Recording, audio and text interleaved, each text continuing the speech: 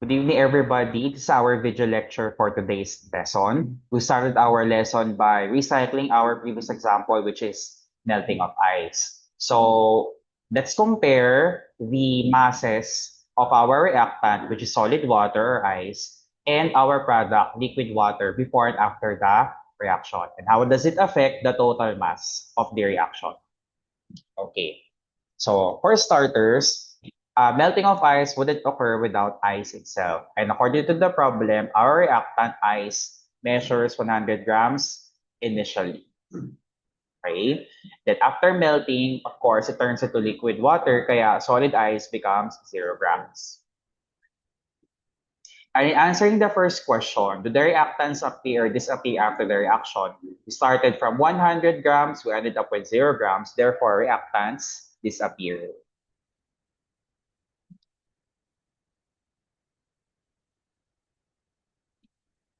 On the other hand, for products, initially, there's no liquid water yet, kaya we have 0 grams. And one solid ice completely turns into liquid water, we have 100 grams of liquid water. So to answer the second question, do the products appear or disappear after the reaction? Started from 0 with up with 100 grams, therefore products appear.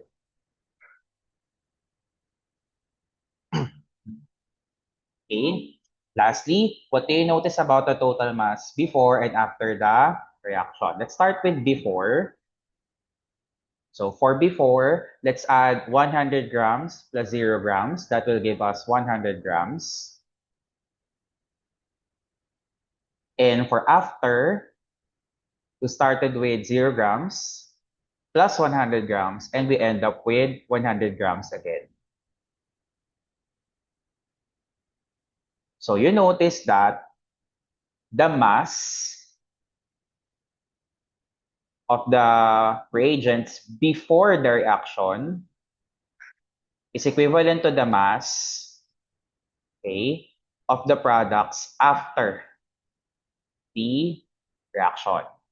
So what's new about our new lesson today that is different from our previous lessons? From our previous lessons kasi, I taught to you the parts of the chemical equation and how to write chemical equations from word problems. Today, we have to consider the masses of the reagents, reactants, and products specifically before and after the reaction and how do they affect the total mass of the reaction. Okay, so at this point, meron na po tayong mathematics with our new lesson. And our new lesson has something to do with the law of conservation of mass. Okay, so what is the law of conservation of mass kaya? Okay, so according to the law of conservation of mass, mass is neither created nor destroyed. Okay, so from the two different setups, no, in melting of ice, we started with 100 grams, and burning of paper is started with 1.00 grams. Okay, ayan. Next, so based on our table a while ago in the previous slide, the mass of the reactants before the reaction is equivalent to the mass of the products after the reaction.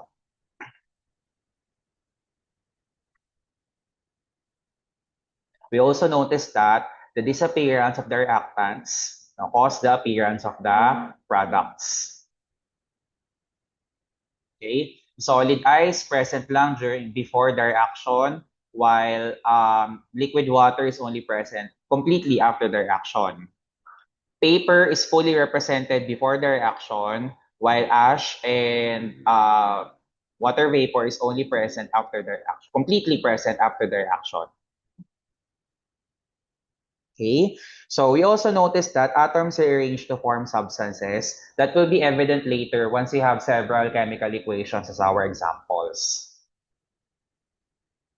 And how do we know if we follow the law of conservation of mass? Atoms must be equal on each side of the reaction. Okay, so let's start with our very first problem, very first reaction. Okay, in our first reaction, you have, dali lang po.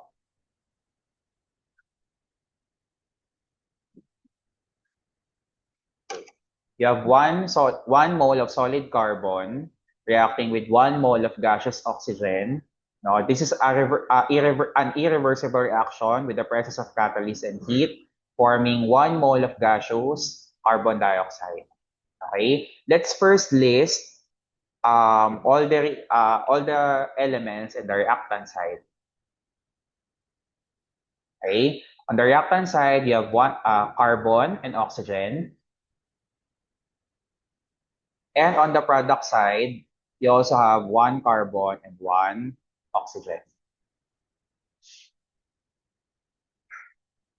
Okay? So let's start counting the total number of carbon atoms on the reactant side first. So let's first write the coefficient for carbon, which is 1.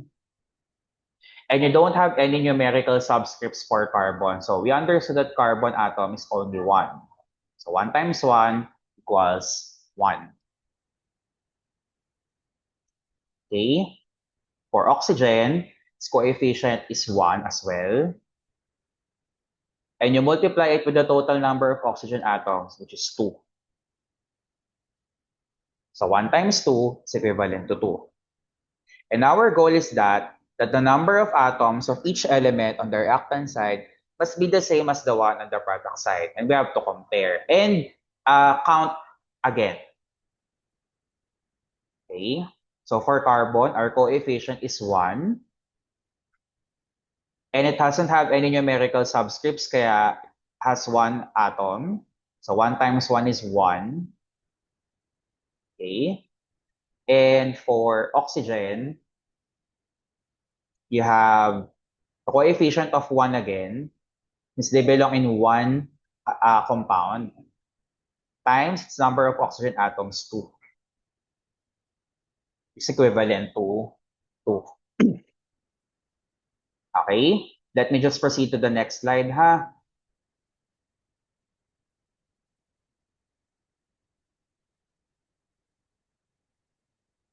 Eto. So we notice that in each side of the equation, you have 1 carbon atom each and 2 oxygen atoms each.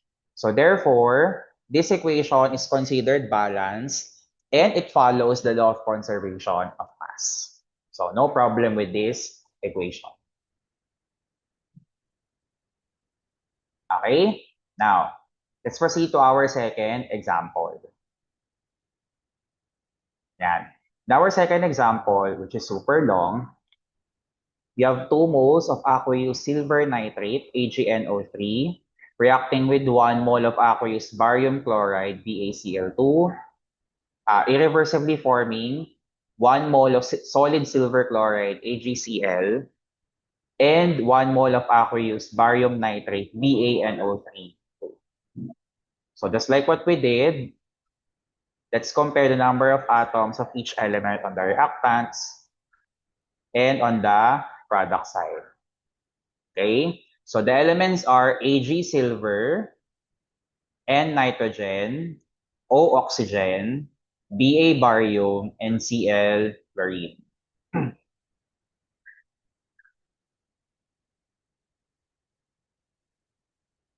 Okay, let's start with silver first.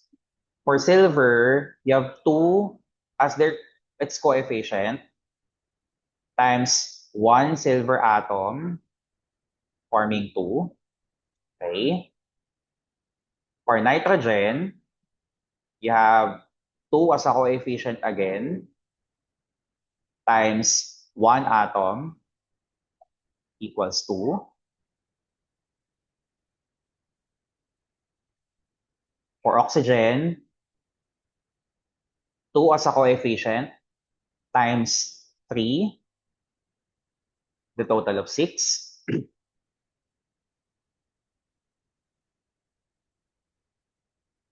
For barium, we have a coefficient of 1 times 1, which is 1.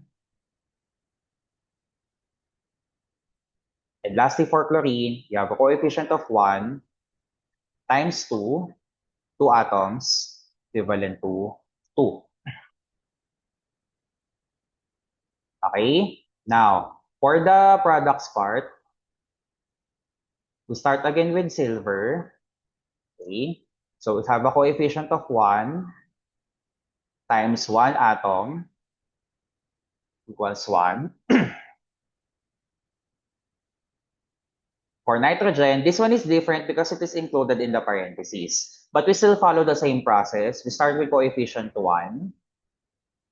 And this time, because it is inside the parentheses, let's count first the number of n atoms inside it, which is 1. And then outside the parentheses, we have 2 as a subscript. So we also multiply it to 2. Kaya 1 times 1 times 2 equals 2.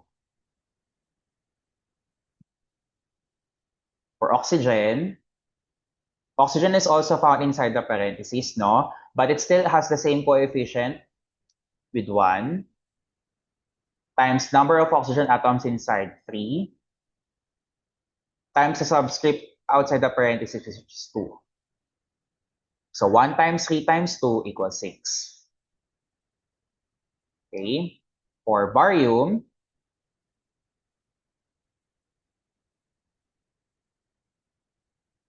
okay, you have a coefficient of 1. And because it is not found inside the parentheses, and you only have one Ba atom here, so it's also 1. So 1 times 1 equals 1. Then finally, for chlorine, you have a coefficient of 1 here times 1 atom, which is equivalent to 1 as well. Okay? And notice that there is a problem in this equation. Let me proceed to the next slide, ha? Okay. So in this equation, our combination of numbers must be 2, 2, 6, 1, 2. But instead, we have 1, 2, 6, 1, 1 on the product side. Therefore, there are discrepancies in the number of silver atoms, Ag, and the number of chlorine atoms, Cl. So therefore, unlike our first example, this equation is considered unbalanced because it does not follow the law of conservation of mass.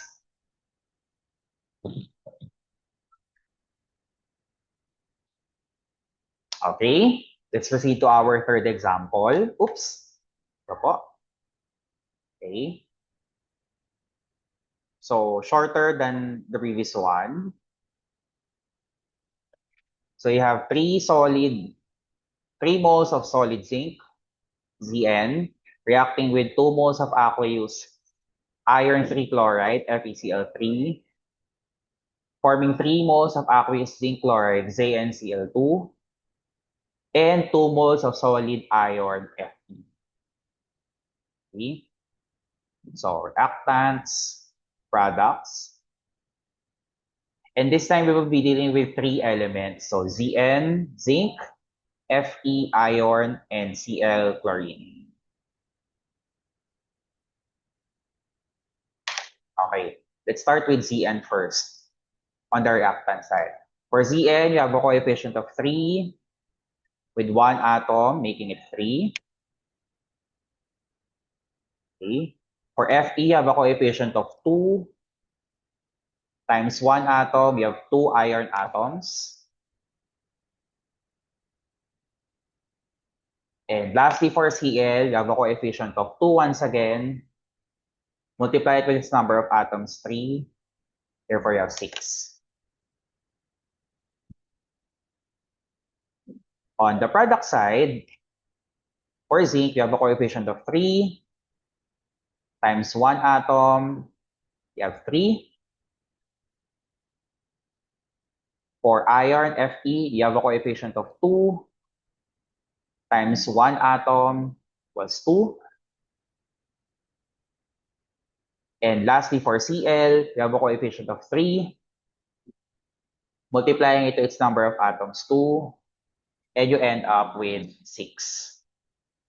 So just like the first example, in this case, you have equal number of atoms of each element. So what does it mean again? If you have the same number of atoms on each side of the chemical equation, therefore, this chemical equation is considered balanced, and it follows the law of conservation of mass. Okay, let's have our review. Count the number of atoms of each element in each reaction and evaluate whether their action is balanced or unbalanced. So let's jump right ahead, okay? For this reaction, 2 moles of AU plus 1 mole of bromine forming 1 mole of gold-free bromide, no? You're dealing with two elements, gold and bromine, AU and Br. Okay? So, let's start with the reactant side first. You have a coefficient of 2 multiplied to 1 atom, which is 2. And for bromine, you have a coefficient of 1. Multiplying it to its number of atoms 2, you end up with 2. On the product side, you have a coefficient of 1 for gold times 1 atom, which is 1. And for bromine, you have a coefficient of 1 as well, multiplied to 3, giving us 3. And notice that we have discrepancies in both elements. So we have 2, 2 on the reactant side and 1, 3 on the product side. Therefore, this equation is considered unbalanced and it disobeys or does not follow the law of conservation of mass. Okay? Next, second example, we have 1 mole of HCl reacting with 1 mole of NaOH, giving us 1 mole of NaCl plus 1 mole of H2O. Okay, in this case, we will be dealing with 4 elements. Hydrogen, chlorine, sodium, oxygen, H, Cl, Na, and then O. Let's start with hydrogen. You have 1 hydrogen atom here plus 1 hydrogen atom here, giving us 2 hydrogen atoms. This is our first example wherein the same element is separated from each other. Therefore, you add them, no? Okay. For Cl, you have a coefficient of 1 times 1, which is 1. Okay. For Na, you have a coefficient of 1 times 1, which will give you 1 as well. And for oxygen, you also have a coefficient of 1 times 1, which will give us 1. Okay, so on the product side, I'd like to start with hydrogen. Since kanina we started with hydrogen, ano? For hydrogen, you have coefficient of 1 times 2 atoms, giving us 2. Okay. For chlorine, coefficient of 1 times 1 equals 1. Tapos for Na, you have a coefficient again of 1 times 1, which will give us 1. And lastly, for oxygen, you have a coefficient of 1, multiply it to 1 atom, which will give us 1. So, you have a combination of numbers 2, 1, 1, 1 on both sides of the chemical equation. Therefore, this reaction is considered balanced. No problem with this reaction. Okay? Yan. Let's review. Okay? Let's answer the following questions.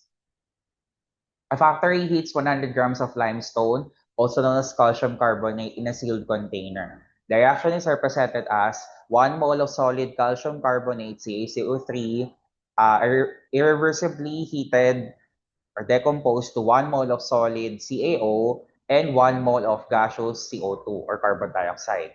After heating, the container still has a total mass of 100 grams. Why does the total mass remain unchanged? Is it A, CO2 is massless? B, CaCO3 gains extra atoms during heating? C, heat changes matter into energy, reducing the mass? Or letter D, the atoms rearrange into new substances. None of their atoms lost from their sealed container. Because our lesson is law of conservation of mass, one of its properties is atoms rearranging into new substances. Therefore, the answer for this one is letter D.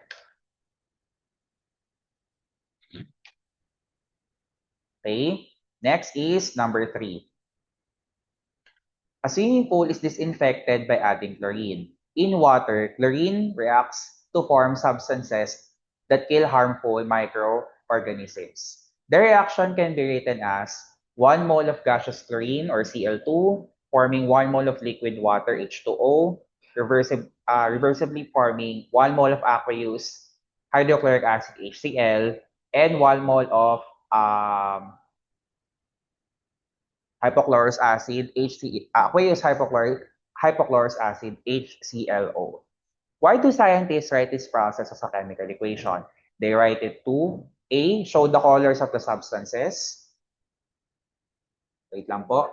B, show that Cl2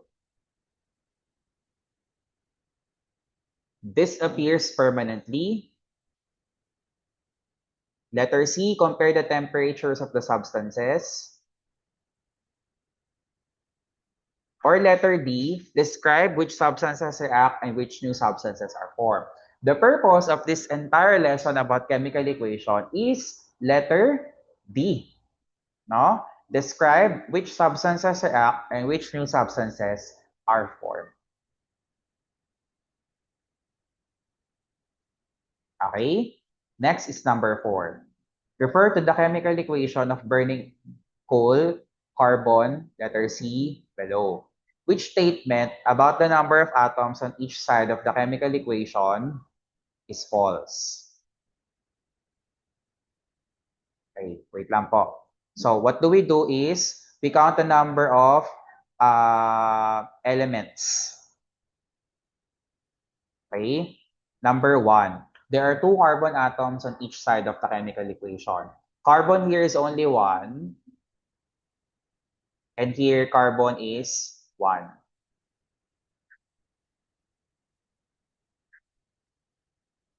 Therefore, automatically the answer is letter A, because there are only 1 carbon atom on both sides of the equation. Okay. Next is number 5. Refer to the single replacement reaction below. 1 mole of gaseous chlorine reacting with 1 mole of aqueous potassium bromide KBr, irreversibly forming 1 mole of aqueous potassium chloride KCl, and 1 mole of liquid bromine Br2. Is the chemical equation balanced or unbalanced? Why? The chemical equation is blank. Let's find out.